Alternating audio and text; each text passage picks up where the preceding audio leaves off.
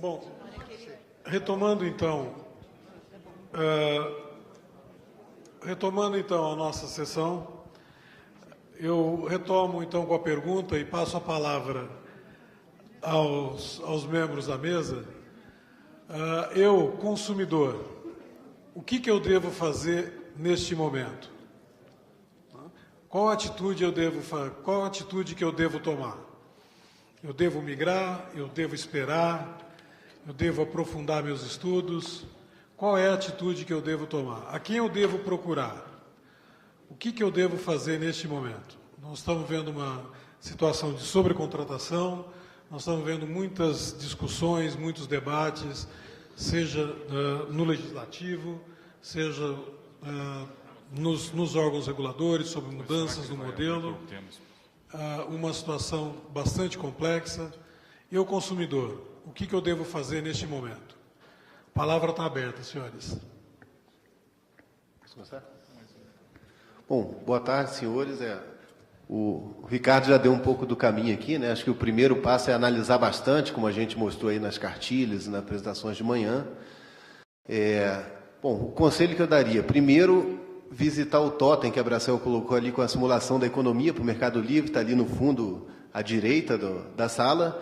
Só lembrando que o totem ele simula uma futura abertura para o mercado residencial, então a economia que dá ali seria para um consumidor residencial. No caso da indústria, como ela paga menos fio e o fio não muda na migração para o Mercado Livre, o potencial poderia ser até maior. A segunda dica aí que eu daria era procurar um comercializador associado à Bracel para fazer a migração e auxiliar nesse processo, né? E, de preferência, comercializar a energia também. Mas, no ponto de vista prático aqui, né, eu acho que é importante ficar bem atento à contratação de energia. É claro que cada um define a sua contratação, o seu nível de aversão a risco, mas, como o Tiago bem lembrou aqui, a gente está vivendo um momento excepcional, uma diferença de quase 50% no preço da energia no Mercado Livre e no mercado regulado, mas há cerca de 1 ano e meio atrás a gente estava vivendo uma situação oposta. Então, a energia elétrica intrinsecamente já tem essa volatilidade, no caso específico do Brasil mais ainda, porque a gente depende muito da hidrologia e cada vez mais com um volume menor de reservatórios para fazer essa acomodação de hidrologias adversas, digamos assim. Então, eu acho que é fundamental ficar atento aí à estratégia de contratação e, de preferência, contratar energia por um período razoável aí para não ter surpresas no meio do caminho, né? E escolher bem o seu fornecedor, usar a seu favor o poder de mercado, né? A concorrência, que é exatamente o que a gente defende aqui na Bracel, que o Mercado Livre traz essa concorrência e essa concorrência reduz o preço para o consumidor, né? Eu queria aproveitar aqui, Ricardo, até porque antes das 5, um pouco antes das 5, eu vou ter que sair. Eu recomendaria cautela, estudo e não fazer nenhum movimento precipitado, porque ao comprar energia, buscar um lastro em uma contratação num prazo aí no mínimo de uns 5 anos, até porque o consumidor que migra, o retorno dele, ele tem que aguardar um período aí de 5 anos para poder retornar, e ficar lastreado somente em contratos de curto prazo, com variação de PLD, comprar a energia de alguém que esteja dependendo aí das variações de PLD, ou fazer algum tipo de contratação lastreado só no preço de PLD, o PLD é bipolar, tem hora que está no extremo, tem hora que está no outro. Então, é um risco muito grande que pode até inviabilizar o negócio. Pode, aparentemente, ser uma solução muito boa no curto prazo, mas no médio prazo pode se tornar uma grande dor de cabeça. Então, eu acho que tem que ser analisada com a perspectiva de médio prazo, de longo prazo, não somente com a perspectiva do dia de amanhã. Quer falar, Tiago? Fica para o final, né? Aí você fala como o Tiago, não como o Manel.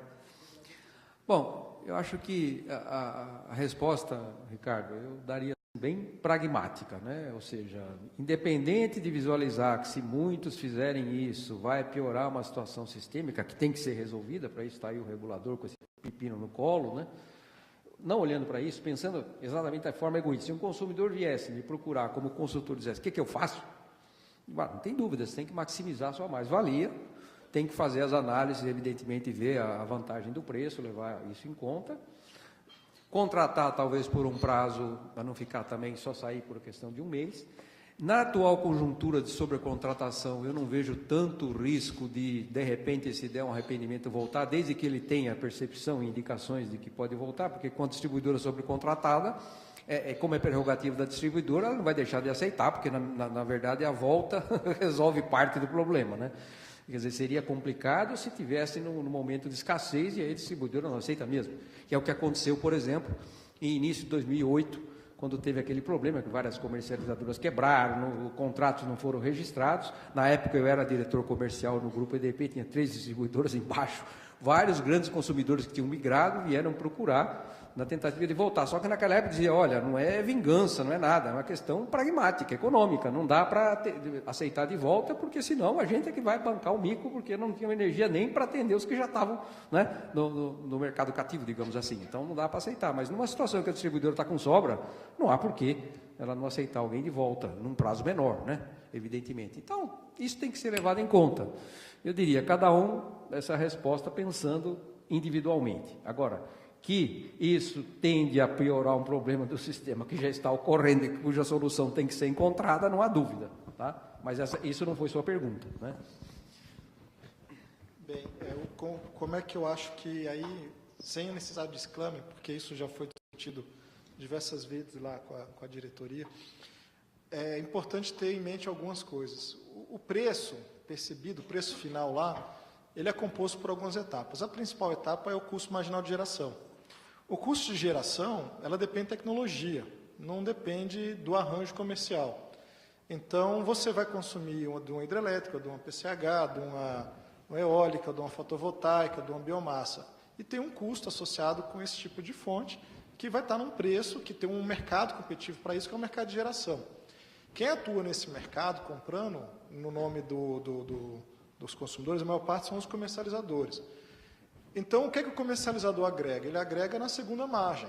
A segunda margem é aquela margem de administração de contratos, de compra. Por que isso? De certa maneira, porque está sujeito a competição maior, então deve ter uma margem menor. Segundo, a distribuidora ela tem algumas amarras, porque a margem dela é um pouco estabelecida pela ANEEL, então a distribuidora não tem justificativa ou tem pouco incentivo para dar desconto. Hoje a gente até fez uma resolução para tentar facilitar isso, mas é muito complicado dar desconto, porque você vai dar para um, você tem que dar isonomicamente para todos. Então o consumidor não consegue apropriar a qualidade negocial dele como um bom pagador, negociando com a distribuidora, e pode fazer isso com o comercializador. Mas eu chamaria a atenção de que essa margem é estreita.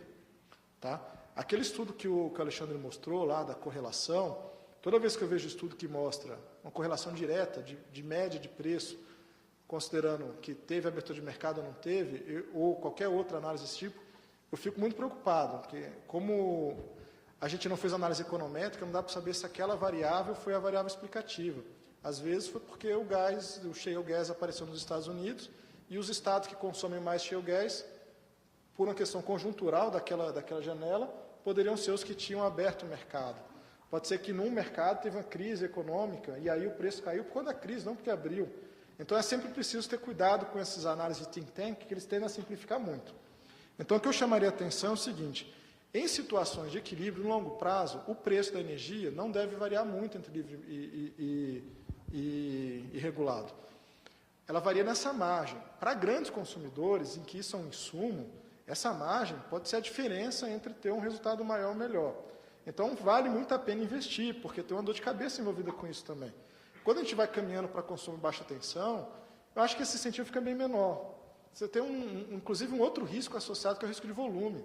Quer dizer, eu, quando estou como regulado, se de repente aparece o cunhado e a sogra em casa e resolvem tomar banhos longos, eu não tenho problema, porque a distribuidora vai me dar a energia que eu puxar e acabou. E a tarifa é aquela.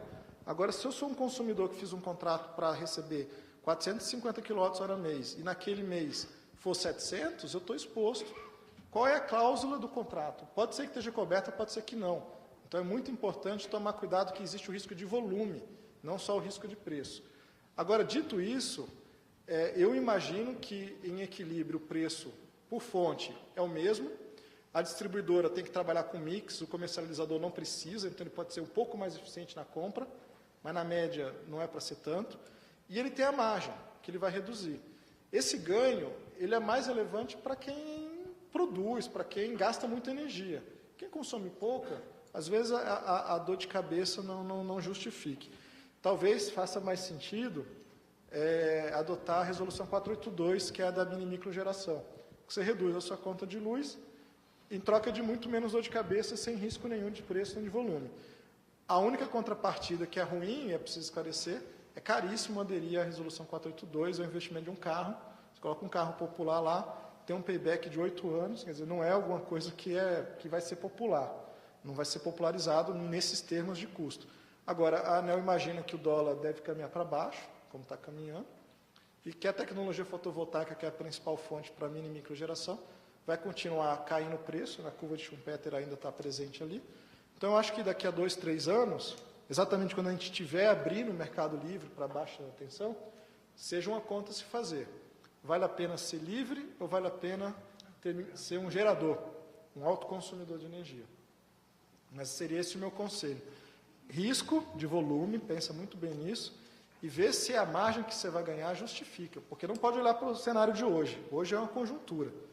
E o passado não explica muito o que vai acontecer no futuro. A gente está fazendo transição tecnológica. Então, o que eu diria era que existe um princípio. São vasos comunicantes. O preço não é para ser muito diferente. O preço da geração. O que vai mudar é o preço da administração do contrato, que a comercializadora tende a conseguir fazer mais barato do que a distribuidora. Bom, antes de passar a palavra à plateia, eu queria agradecer a presença do Dr. Nelson. Infelizmente, ele tem um voo e ele vai precisar se ausentar. Eu queria pedir uma salva de palmas do Dr. Nelson novamente.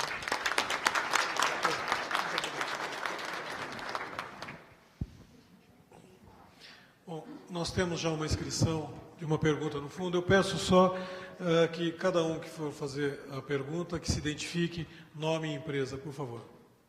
Ok. Sorge, da empresa Ludo Energia. Eu gostaria de fazer uma pergunta para o Tiago, e aí fique à vontade, se pudesse ser por disclaimer, não há nenhum problema.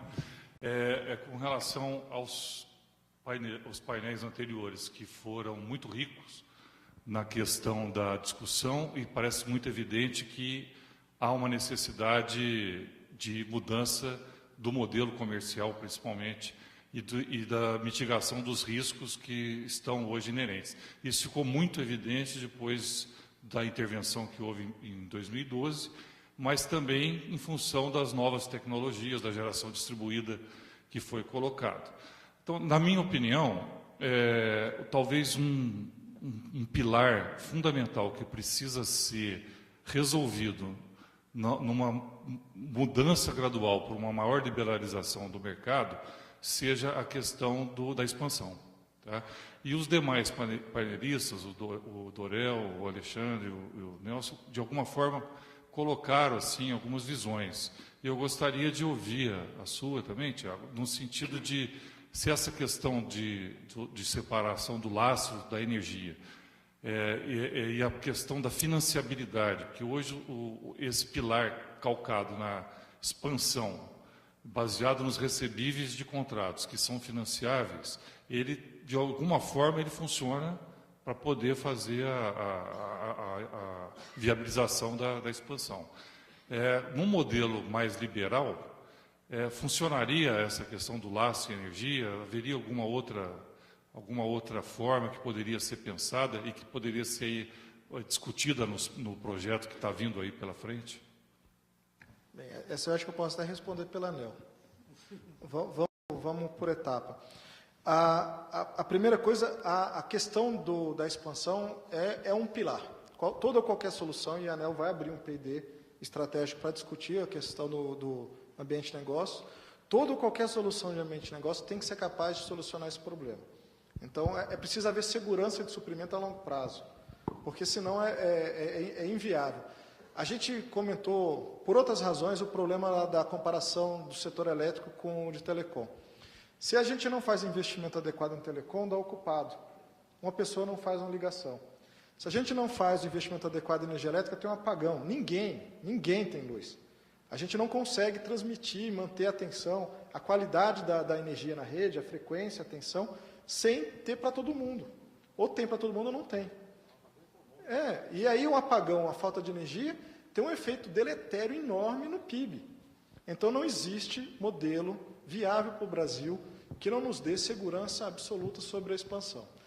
E a forma como o Brasil trata a expansão hoje é reconhecida no mundo todo como uma forma muito inteligente. Quando eu vou para eventos lá fora, o pessoal já está começando a copiar o nosso modelo de leilões centralizados, especialmente para introduzir fontes alternativas, com o modelo de PPA. Então, é possível fazer um leilão centralizado, para lembrar o que o professor Dorel falou, de poder escolher fontes. Então, você cria um ambiente de negócio, controla a competição lá dentro.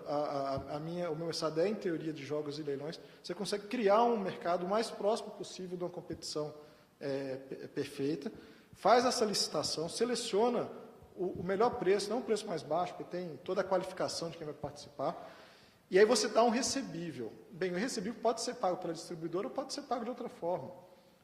Isso é fácil de construir. Então, a gente usou a distribuidora, mas o resto do mundo não está usando. Estão usando outro modelo, porque eles não têm como botar isso na distribuidora. Então, é viável resolver. Aí, esse é o primeiro ponto. A gente vai ter que trabalhar com esse mercado. Provavelmente, qualquer modelo ainda vai prever PPA, vai prever recebível e vai prever leilões centralizados, porque eu não vejo um governo abrindo mão do poder de decidir a matriz energética, porque a matriz energética significa atingir as metas lá da Convenção de Paris e segurança, né? Eminentemente segurança energética. Agora tem um outro ponto. Por que a gente conseguiu abrir o mercado de energia lá na década de 90? Teve uma revolução tecnológica muito curiosa, que foi a termoelétrica a gás com ciclo combinado, e o gás sendo explorado por um preço mais baixo. Isso reduziu muito o custo de escala da geração e permitiu você dizer que o mercado de geração era competitivo. Então, se é competitivo, a gente pode desmembrar, né, desverticalizar a indústria e colocar onde é monopólio natural, que é transmissão e distribuição, você separa, e a geração você deixa competir. A gente está vivendo uma nova revolução tecnológica, com fontes alternativas, principalmente eólica e fotovoltaica, que não precisam de 30 anos para se pagar. Não precisa, né? Então, você não precisa de um contrato de 30 anos, né? Pode fazer um contrato de 10.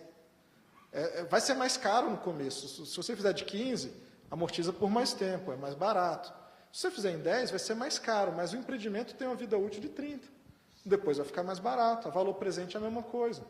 A questão é como é que a gente introduz isso. Porque se o contrato for de 10 anos, começa a parecer que faz sentido para o Mercado Livre. O Mercado Livre dá um PPA de 10. E se for de 7? Pô, fácil. 30 não dá. 30 não dá, porque o cara não sabe qual é o mercado dele. Agora, a indústria, o grande consumidor livre, está acostumado a tomar decisões, construir fábrica, investir em linha de montagem, comprar terra, comprar mina, concessão, para um horizonte de 10 anos. Ele não está acostumado a fazer isso para 30. Então, é possível, sim, que a gente consiga fazer um PPA, inclusive que o livre possa participar, como é uma proposta que a Bracel vira e mexe coloca, pô, me deixa participar desse leilão aí. Né? Eu dou lastro. Não é o mesmo lastro que a distribuidora, porque não tem ativo. Mas se a gente tiver um mercado de seguro, de resseguro, de derivativo, a gente pode tentar diluir isso. Então, para responder, esse é um pilar. Ele não é mais importante nem menos importante do que os outros. Mas se não tiver segurança de expansão, não vale. Não é solução, ninguém vai topar. E a solução de expansão vai continuar passando por Project Finance, porque a gente não tem dinheiro para botar com outro modelo que é de garantia corporativa. Não tem, então é Project Finance. Se é Project Finance, tem que ter PPA. Ninguém vai abrir mão de leilão, isso está claro. A questão é que não precisa ser um contrato tão difícil, de 30 anos, dá para melhorar, por conta da evolução tecnológica. Temos uma outra pergunta aqui no meio, por favor. Boa tarde. Minha pergunta para o Thiago e Daniel. A gente viu aqui, durante a manhã, até no período da tarde, os números de migrações, né, para o Mercado Livre. Isso se dá principalmente por causa do preço, né, a atratividade está muito atrativa para o Mercado Livre. Preço, hoje, eu concordo compartilho a sua ideia de bid, né, no mercado brasileiro, mas hoje a gente tem dado preço por modelos computacionais. Apesar de a gente fazer esses aprimoramentos no modelo, né, mudar a vazão mínima lá do São Francisco, se alterar os parâmetros do CEVAR, possivelmente a SAR, mesmo assim, essas variáveis não alteram efetivamente o problema da distribuidora. E aí o Alexandre comentou, ele apresentou no slide dele uma contribuição do projeto de lei que a Abracel fez sobre uma das saídas seria um leilão, né, desse excedente para o mercado. A minha pergunta na visão da ANEEL, isso é uma realidade, isso é possível ou isso é um futuro distante? Ou a gente tem que aguardar 2018? A comercialização de energia, ou a venda da energia, né, propriamente dito, no Mercado Livre para a distribuidora, só é impedida pela legislação lá da 10848 e do decreto 5.6. Então, é algo que compete à ANEEL a resolver. A gente tem as formas de transferência, né, por MCSD e por descontratação. Quando a distribuidora descontrata, se a gente deixasse todo consumidor livre, mesmo da baixa tensão especial, na hora que ele sair, ou quem instala uma micro central geradora, na hora que ele reduz a carga da distribuidora, se a gente deixar ela descontratar, com exceção do mini, micro, que está autoproduzindo, todos os outros, a demanda continua lá. Então, em situações normais, o gerador sai daqui e vai vender lá. Você não pode fazer isso com um projeto que tem PPA por conta do risco do financiamento. Agora, não tem nada que impeça você fazer com cota, não tem nada que impeça você fazer com energia existente. Então, é só uma questão legislativa e regulatória, de decreto. Uma vez resolvido isso, a ANEEL trabalharia tranquilamente com qualquer solução. Do ponto de vista conjuntural, eu estava até falando com o Reginaldo mais cedo, ele fez essa mesma pergunta, eu acho que não. Hoje não resolveria em nada, porque fazendo um foco no Mercado Livre, tem sobra hoje de fonte convencional e tem escassez de fonte incentivada para o consumidor especial. Quem está querendo migrar é exatamente o consumidor especial. Então, acho que ele vai encarar lá cada vez mais um spread em cima do PLD e, em um momento, esse fluxo vai interromper. Não tem energia para ele. E a energia que a distribuidora tem para vender é convencional. Então, não tem negócio. Agora, por exemplo, o Nelson ele nem está aqui, então não vai poder se defender. Mas a gente fez uma resolução que permite reduzir contrato bilateral entre gerador e distribuidor. E ele fez a conta dizendo, olha, mas o meu preço mix é mais caro do que o PLD. Então, não tem negócio. Mas se ele não fizer negócio, ele vai receber PLD. Então, exatamente porque é diferente, tem uma possibilidade de negócio. Mas essa possibilidade, ela só existe se você sair do hoje e pensar, não, eu quero me fazer esse contrato por 1 ano, por 2 anos. Como é que é o PLD daqui a 2 anos? A mágica é essa. Se nós dois acharmos que o PLD é igual, não tem negócio. Mas se ele achar que vai para um lado e achar que vai para o outro, tem. E o mercado é isso, é confronto de expectativa. O preço é resultado do confronto de expectativa. Se todo mundo achar que o preço do copo é 10, e o custo do copo é 10 exatamente, e sem lucro, sem nada, ninguém vai fazer copo. É porque o cara consegue, para ele o valor do copo é menor e para quem está comprando é maior. E isso a gente cobra, a gente faz aquelas curvas de demanda e oferta, no ponto lá de equilíbrio é 0. Agora, em todos os outros pontos, você tem o excedente consumidor e o excedente do produtor. É isso que faz ter negócio, não é o ponto do equilíbrio. O ponto do equilíbrio não. Então, tem margem. Agora, ninguém está negociando. Se ninguém está negociando, é porque é tão volátil que eles não conseguem formar a curva de expectativa. E aí, hoje aqui estava até, acho que o Patrício veio falar comigo que tem lá as curvas de Ford, de preço, e ia me mandar, Patrick. Pô, é o que a gente quer ver, mas eu acho que esse negócio deve estar com uma inspeção tão grande, porque se não tem negócio, né? Eu acho que talvez seja exatamente porque a gente está mexendo no PLD, né? A gente anuncia que vai mexer na curva de afluência, acho que isso gera uma distorção aí que dificulta. O Dorel quer fazer um comentário aqui. Eu queria aproveitar, primeiro, resgatar um ponto que o Tiago tinha comentado, ainda em relação à sua primeira questão, né? Que é, tudo bem, eu também enxergo que o custo das fontes, olhando lá na frente, tende a igualar, que realmente é uma questão de margem entre mercado livre e regulado. Só que hoje, o mix das distribuidoras, porque se aloca muita coisa lá, né? Energias mais caras, que muitas vezes, energia de reserva, você acaba colocando renováveis, que são tudo na vida, são intermitentes, menos energia de reserva, na verdade, mas é um jeitão você aproveitar e falar, todo mundo paga, né? Nessa altura você não piora ainda mais o mix da distribuidora. Mas a hora que você tem geração térmica por disponibilidade, ocorre um período seco de 2 aninhos, você explode as distribuidoras e você dilui a conta, cria mecanismos para conseguir fazer o setor sobreviver, mas a consequência chegou, né? Tanto que houve essa inversão, né? Teve um momento em que ninguém queria mais sair, as comercializadoras começaram a pensar, será que eu vou quebrar? E em seguida inverteu completamente, algumas dobraram de tamanho em 6 meses, né? Porque agora os efeitos deletérios da MP 579 acabaram as bondades, chegou a realidade, né? E aí, de fato, o preço aumentou.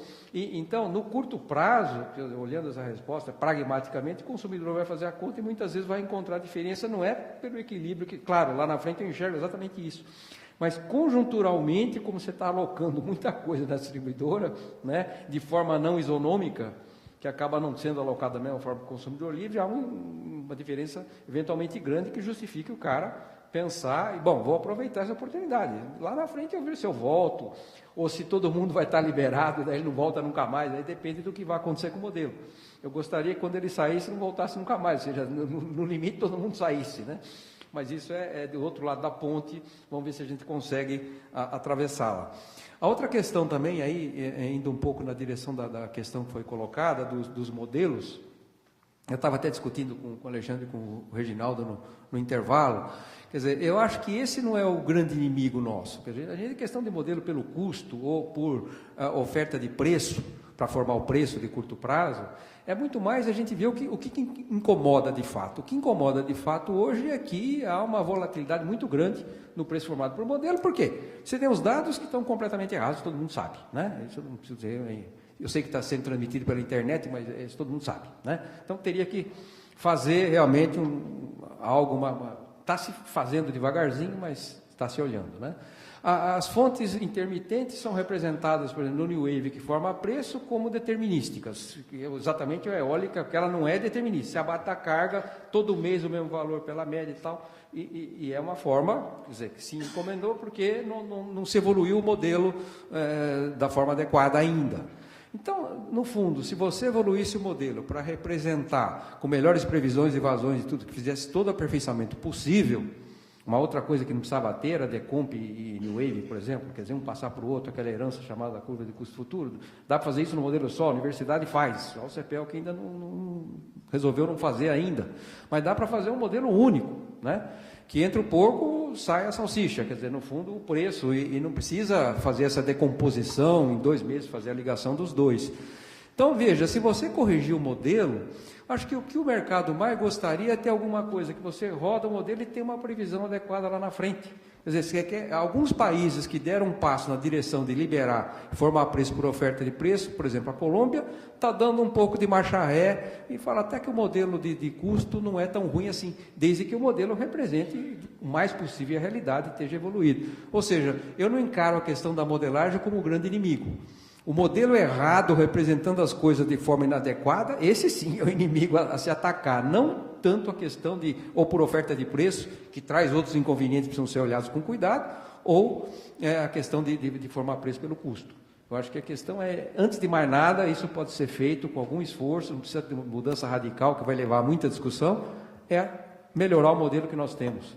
Se fizer isso, boa parte do problema, eu acho que já está eliminado. E nós temos inimigos mais fortes, que a gente deve voltar às baterias, não tanto para o modelo em si.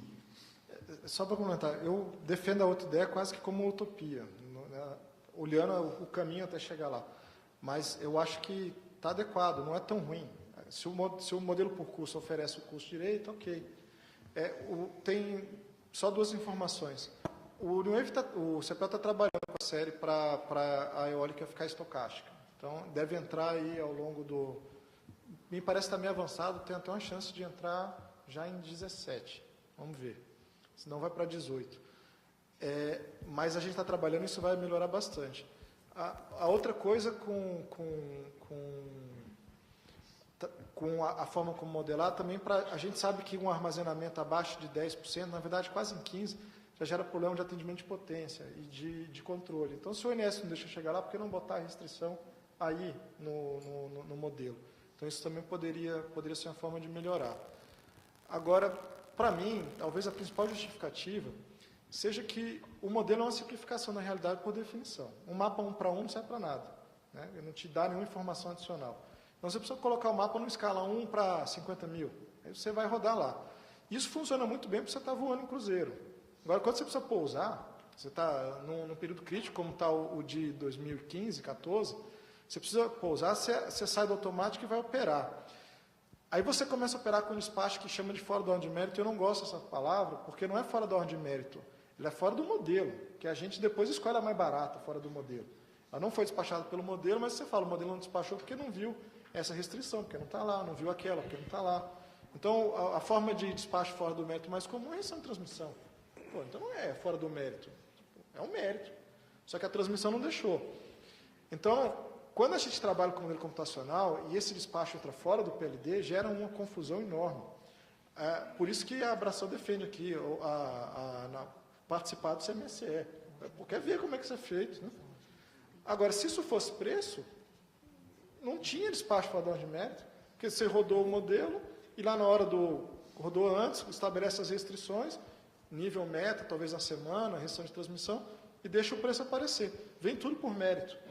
Então, como a gente sempre acaba operando num horizonte aí de 5 anos, tem que começar a operar no manual o modelo, então eu acho que ajudaria, mas é só por conta disso. Agora, não é um pecado mortal. Se a gente tivesse que abrir mão de alguma coisa para chegar num grande consenso, fácil. Né? Não tem nenhum problema. Alexandre. 2 comentários também. Primeiro, em relação aqui às mudanças de preço que o Tiago mencionou aqui, né, que estão em estudo, eu acho que um apelo aqui que a gente faz é a forma de comunicação dessas mudanças para o mercado e de antecedência dessa comunicação. Comunicado, vale a partir de amanhã. Não. Essa mudança aí das pequenas usinas, assim, eu acho que para o mercado é muito importante ter esse diálogo, essa antecedência das mudanças ou da informação do que está sendo estudado para não ser pego de surpresa no meio do caminho, né? E em relação à venda das distribuidoras, a gente lá na Abracel tem defendido essa venda, essa subcontratação até na situação atual. Primeiro, eu acho que para o acionista da distribuidora que está com esse risco acima de 5%, é uma oportunidade de conseguir uma receita adicional à liquidação de PLD, e justamente por essa diferença que o Tiago colocou das expectativas futuras de preço, e é aí que está a graça do jogo, né?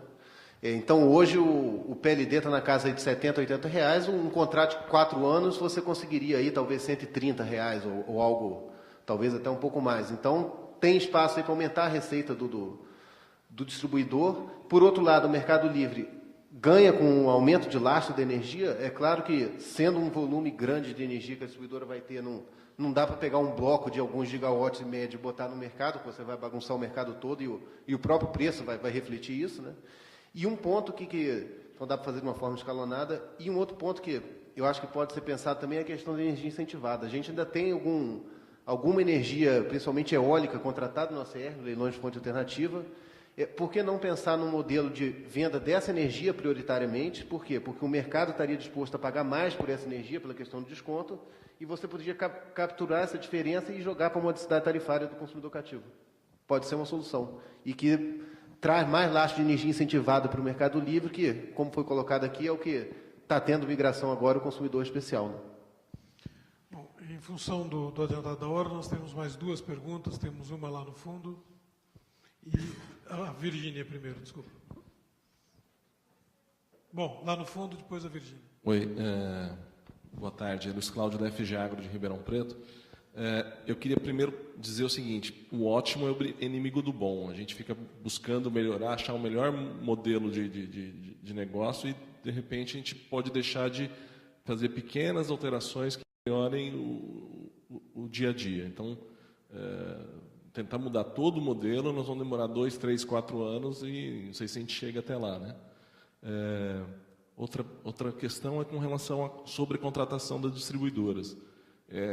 esse leilão que aconteceu em dezembro, todo mundo já via que ia sobrar energia no mercado em 2016. Quer dizer, não foi feito nada lá atrás para cancelar esse leilão ou para fazer alguma coisa, e não foi feito nada ainda, a regra continua valendo. Então, nós vamos continuar com esse mesmo problema, né? E outra coisa, você falou sobre falta de lastro de energia incentivada. Assim, eu não vejo, eu trabalho mais com energia incentivada, nossos geradores de biomassa e tal, eu não vejo esse problema. Eu vejo geradores que não querem vender no preço que estão aí, mas tem energia sim para vender. Rapidamente, alguém quer comentar? Só acho que é uma informação importante, né? Quer dizer, a gente tem acompanhado essa questão do lastro também. A própria CCE, no Enase, há cerca de 1 mês e meio atrás, apresentou esse estudo feito pela própria Câmara, né?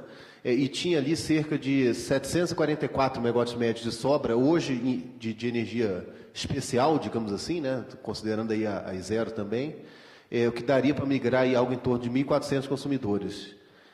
Então, a preocupação que a gente tem é que continue essa ampliação da oferta de energia incentivada para que possa continuar esse processo de migração de uma forma equilibrada. Aí, né? Virgínia, por favor. É mais uma ideia do que propriamente uma questão, né? O que a gente percebe assim, na preocupação de encontrar financiabilidade para a expansão do setor, implica muitas vezes em se pensar em contratos de muito longo prazo. E retomando um pouco o que o Tiago falou, 7 anos, 10 anos, 12 anos, a gente não pode imaginar que a indústria vai ficar 100% contratada por 12, 15 anos, mas eventualmente uma parte da indústria ou uma única firma dentro de uma determinada indústria pode desejar ter uma contratação de pelo menos 10%, 20% da energia que ela vai precisar. E se a gente somar todas essas daí, nós podemos ter um volume expressivo que viabilize a necessidade de expansão. Além disso, um outro olhar que eu particularmente acho que é importante é que os contratos mais próximos, ou a energia ofertada mais próxima de um empreendimento, ela não tem o mesmo preço da energia mais distante. E ela é vendida totalmente ao mesmo preço no leilão, só com um reajuste do índice de inflação. O que significa? Por que a energia mais próxima ela é mais valiosa? Porque eu tenho certeza da minha necessidade, eu tenho mais conhecimento do que vai acontecer com o meu mercado quando ele está mais perto do tempo atual. Eu sei mais ou menos o que vai acontecer no ano que vem, o que vai acontecer daqui a 2 anos, eu não sei o que vai acontecer daqui a 12 anos, daqui a 15 anos ou daqui a 30 anos. E no leilão ela é vendida toda do mesmo jeito. Então, se ela fosse fatiada em tranches, se nós tivéssemos derivativos, ou os primeiros 3 anos com um valor, os segundos 3 com outros, nós poderíamos viabilizar diferentes compras. Então, quem tem mais segurança do seu mercado poderia comprar com valores diferenciados as tranches mais longas e quem tem mais precisão do seu mercado as tranches mais curtas. Então, fica aí uma sugestão para ser observada no novo modelo. Tá, Ricardo. Vai lá. Virgínia, é claro que é muito rápido, mas se você olhar num dos slides que a gente apresentou, está exatamente aí. Quer dizer, quando o que eu chamei de sistema se encarrega e dá as garantias, etc., e faz o leilão, ele pode, do outro lado, quer dizer, ele dá para ter a financiabilidade, eventualmente garante PPAs. Se precisar projeto estruturante, garante, seja o que for. Mas, do outro lado, ele atua quase que como um comercializador. Ele pode oferecer diferentes produtos, evidentemente. Desde que você tenha o mesmo valor presente, você pode ter durations diferentes produtos que sejam razoáveis, quer dizer, tem que ter preços compatíveis, e aí atende a necessidade de um cara que topa um contrato de 10 anos, o outro que só quer de 5, etc. Ele pode fatiar. O importante é que esse mix vale a pena. O que entrar no bolso, pague com a margem suficiente que vai sair do bolso para o investimento. O ponto é o seguinte, é que ele tem uma conta do lado de cá, que ele assumiu os financiamentos, e tem uma conta do lado de cá, que ele vai fazer leilões e não sabe como o mercado vai reagir. No final das contas, é o que eu disse também, vai sobrar uma diferença. Essa diferença tem que ser alocada para o bem ou para o mal. Ela pode ser positiva ou pode ser negativa. É isso que eu disse, teria que ter de uma forma de você alocar, porque ninguém garante, a receita tem que ser igual a despesa, né? Porque senão o tesouro tem que entrar. Então, tirando isso fora, Isso é o que tem que estar garantido para que E a a minha- expansão ocorra. E a minha preocupação são com os novos empreendimentos. Eu preciso ter os PPAs na mão, mas eu não preciso ter de um único comprador, de um mix de compradores que compraram todos há 15 anos ou todos há 20. Eu posso ter um mix de tranches diferentes, desde que elas trazidas a valor presente sejam suficientes para contrabalançar o que vai sair do meu bolso. E o que eu possa apresentar como garantia para conseguir parceiros que financiem a parte de debt do meu fluxo de caixa. Então, eu vou entrar com a parte de equity, eu quero alavancar uma parte de financiamento e eu preciso desses contratos. Mas eles não precisam ser de tranche única, e isso daí deveria ser levado em consideração no redesenho do modelo. Eu acho a ideia muito boa, inclusive com o comentário do Dorel, porque tem uma coisa que é como o gerador enxerga, outra coisa é como o consumidor enxerga. E pode ter uma membrana no meio que faça casar isso. Agora, eu queria só jogar mais um tempero nesse molho, porque é o seguinte, por que a gente não consegue fazer contratos de 10 anos para algumas fontes hoje já? Por que nunca foi feito? E o principal problema hoje é o seguinte, quando você tem em 10 anos, e contra 15 ou contra 20, o sistema de amortização que o BNDES exige, ele trabalha com o sistema SAC, porque é aquilo que ele sai mais rápido do negócio, sistema de amortização constante, e aí ele exige que tem que ter uma margem. Então, o seu caixa livre, no final de cada exercício, tem que ter uma margem de pelo menos 20%, que é o que ele trabalha para o setor elétrico, em relação ao serviço da dívida. Então, como ele está no começo com 10 anos, essa margem acaba ficando mais pesada. Então, o principal componente que a gente tem alongado é porque você precisa dar um seguro para o banco.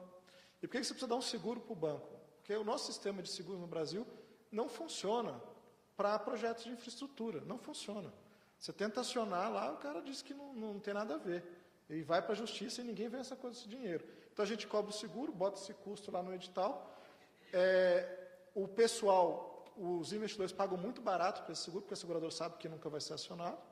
E o BNDES exige uma margem lá no caixa para poder garantir o recebível. Se a gente conseguisse equacionar isso, ficava muito mais fácil trazer os prazos para perto. Você não precisava estar alongando o prazo só para poder não onerar demais a tarifa. Porque quando você traz para prazo mais curto, já aumenta a tarifa pela necessidade de estar no valor presente. E você não tem um custo de seguro mais caro. Né? Isso pesa muito. Assim, só para complementar, Ricardo, rapidinho, o que eu estava pensando é se a gente conseguisse deixar ambos os agentes participarem, digo, interessados do mercado livre e interessados do mercado regulado. Uma distribuidora que vai repassar automaticamente, então vai ser tarifa, ela, como tem mais visão do seu mercado, tem mais facilidade de planejar, ela poderia comprar, por exemplo, a trancha a partir do 6º ou do 10º ano até o 20º, com preço mais baixo. E o mercado livre, eventualmente, que queira se planejar, está disposto, porque ele consegue visualizar, eventualmente ele está mais disposto a pagar um pouco mais pelos primeiros anos, onde ele tem mais segurança para travar o preço da energia. Fica aí uma sugestão. Eu queria só um comentário antes, por favor.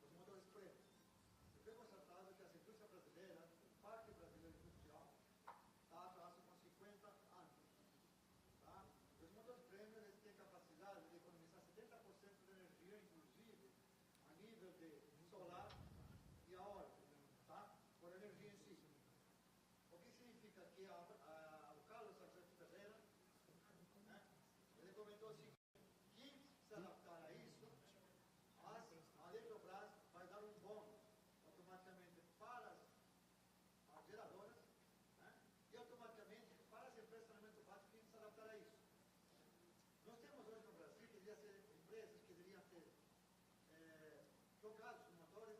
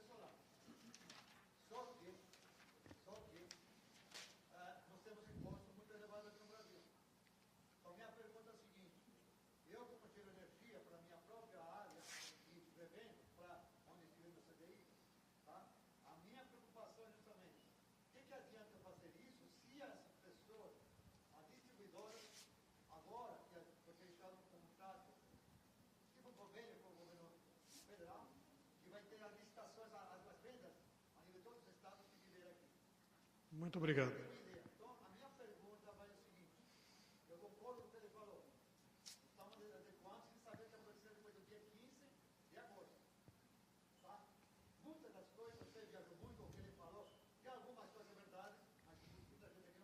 Por favor, a sua pergunta, porque nós estamos adiantados no tempo. É o seguinte, tá? O que você espera fazer enquanto esse parque industrial está atrasado para poder abater e melhorar esse mercado que você está propondo? Muito obrigado. Virgínia, só para a sua consideração, então. Ah, não, Alexandre. Tá, só um comentário aqui da... Assim, primeiro eu acho que é importante a eficiência energética, que era o sentido da pergunta, né? Eu acho que é fundamental, quer dizer, não tem só que ampliar a geração, tem que ser mais eficiente. Só queria fazer um comentário aqui para a professora Virgínia, que a Bracel vem trabalhando muito, no último ano, principalmente, junto com o Barata ainda, como secretário executivo do Ministério e o próprio Tomasquim. A gente teve uma série de reuniões com eles, e a ideia era justamente nesse sentido que você colocou. Era permitir a participação do mercado livre, consumidores livres e comercializadores, também nos leilões de expansão, com uma pré-qualificação, claro, questão de garantias, né?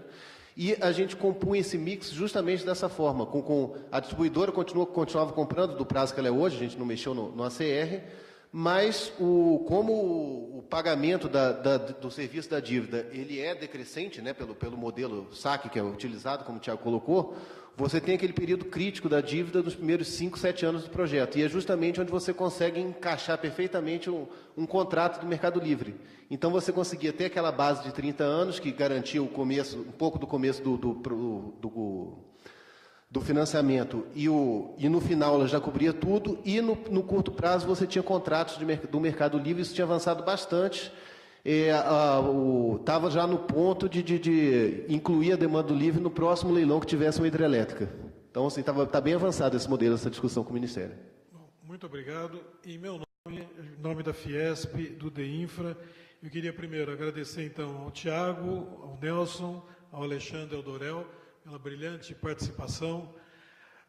Agradecer aos patrocinadores, a Econ Energia, Federal Energia, Capital Energia, Comerc Energia, a Compass, a Electron Energy e a XP Investimentos. E agradecer em especial à equipe do DEINFRA, ao diretor Carlos Cavalcante, ao Gustavo Borges, a Silvia Dias, a Juliana Passadori, ao Lucas Simone e a Thalita Darvit, que organizaram de maneira brilhante todo esse evento, e agradecer a presença de todos e aos que nos acompanharam também pela internet, através do site da Fiesp. Muito obrigado, uma salva de palmas à equipe que organizou. Obrigado.